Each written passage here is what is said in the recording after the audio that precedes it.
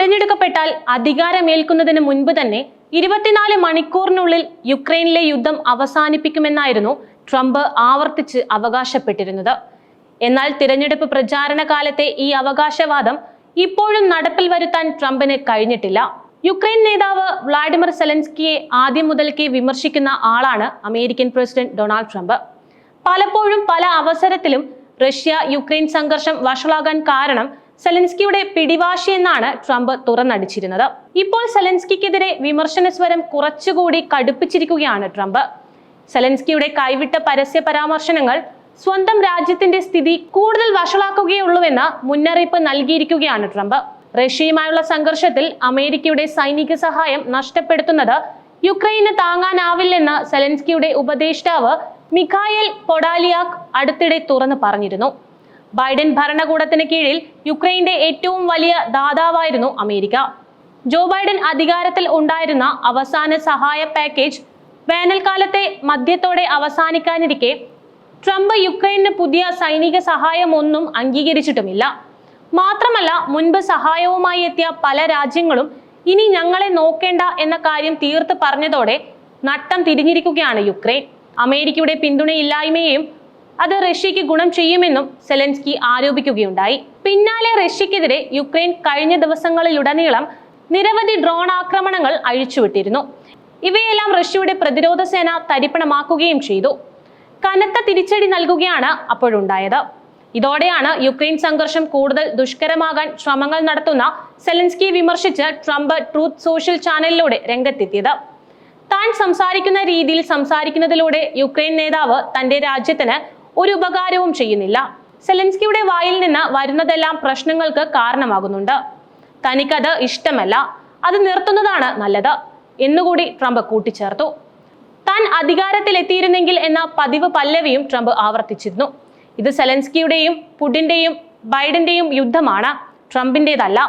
കടുത്ത കഴിവില്ലായ്മയുടെയും വിദ്വേഷത്തിലൂടെയും ആരംഭിച്ച വലുതും വൃത്തികെട്ടതുമായ തീജ്വാലകൾ കെടുത്താൻ മാത്രമാണ് താൻ സഹായിക്കുന്നത് എന്നുകൂടി ട്രംപ് കൂട്ടിച്ചേർത്തു. റഷ്യയ്ക്ക് മേൽ കൂടുതൽ സമ്മർദ്ദവും ഉപരോധങ്ങളുമാണ് സെലൻസ്കി ആവശ്യപ്പെടുന്നത്. കഴിഞ്ഞ മെയ് 20, 23 എന്നീ ദിവസങ്ങൾക്ക് ഇടയിൽ മാത്രം 100 കണക്കിന് ഡ്രോണുകൾ യുക്രൈൻ വിക്ഷേപിച്ചതായി റഷ്യ ആരോപിച്ചിരുന്നു.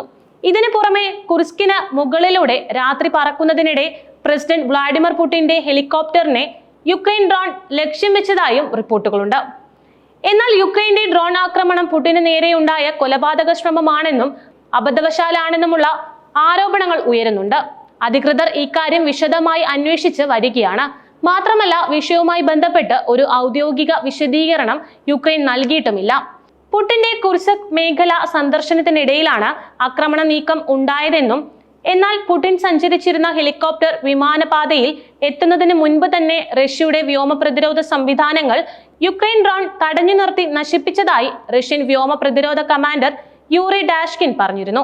ഇതിന് മറുപടിയായി ഒരു ഡ്രോൺ മിസൈൽ നിർമ്മാണ പ്ലാന്റിലും ഒരു റഡാർ നിരീക്ഷണ കേന്ദ്രത്തിലും അമേരിക്കൻ നിർമ്മിത പാട്രിയറ്റ് വ്യോമ പ്രതിരോധ സംവിധാനത്തിലും റഷ്യൻ സൈന്യം ഒരു വലിയ ആക്രമണം നടത്തിയിരുന്നു. തങ്ങളുടെ ആക്രമണം ഒരിക്കലും സാധാരണക്കാരെ ലക്ഷ്യം വെച്ചിട്ടുള്ളതല്ല എന്ന് റഷ്യ ആവർത്തിച്ച് പറഞ്ഞിട്ടുണ്ട്. കഴിഞ്ഞ ആഴ്ച മാത്രം റഷ്യൻ പ്രദേശത്തിന് മുകളിലൂടെ കുറഞ്ഞത് 764 ഡ്രോണുകൾ ആണ് യുക്രൈൻ വിന്യസിച്ചത്.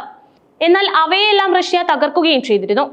നേരിട്ടുള്ള റഷ്യ യുക്രൈൻ ചർച്ചകളെ തടസ്സപ്പെടുത്താൻ ഉദ്ദേശിച്ചിട്ടുള്ള നീക്കമാണ് യുക്രൈൻ ആക്രമണങ്ങൾ എന്നും അവയ്ക്ക് ഉചിതമായ മറുപടി നൽകുമെന്നുമാണ് റഷ്യൻ വിദേശകാര്യ മന്ത്രാലയം പ്രതിജ്ഞയെടുത്തിട്ടുള്ളത്. താൻ തിരഞ്ഞെടുക്കപ്പെട്ടാൽ അധികാരമേൽക്കുന്നതിന് മുൻപ് തന്നെ 24 മണിക്കൂറിനുള്ളിൽ യുക്രൈനിലെ യുദ്ധം അവസാനിപ്പിക്കുമെന്നായിരുന്നു ട്രംപ് ആവർത്തിച്ച് അവകാശപ്പെട്ടിരുന്നത്. എന്നാൽ തിരഞ്ഞെടുപ്പ് പ്രചാരണ കാലത്തെ ഈ അവകാശവാദം ഇപ്പോഴും നടപ്പിൽ വരുത്താൻ ട്രംപിന് കഴിഞ്ഞിട്ടില്ല.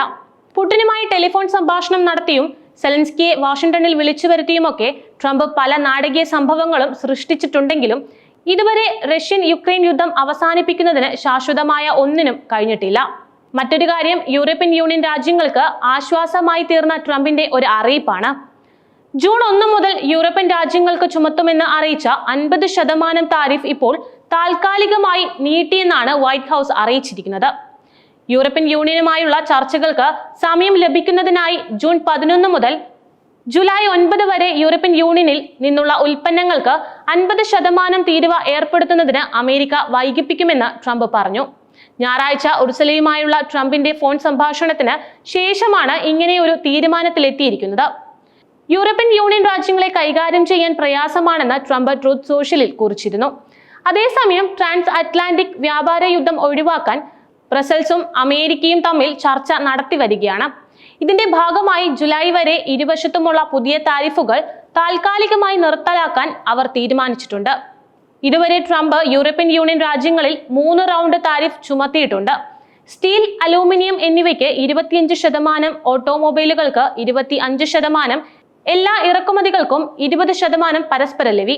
നടന്നുകൊണ്ടിരിക്കുന്ന ചർച്ചകൾക്കിടയിൽ ആ അവസാന താരിഫ് താൽക്കാലികമായി നിർത്തിവച്ചിട്ടുണ്ട്. എന്നിരുന്നാലും 10% അടിസ്ഥാന താരിഫ് നിലവിലുണ്ട് എന്നിങ്ങനെയാണ് വിശദമായ വിവരങ്ങൾ.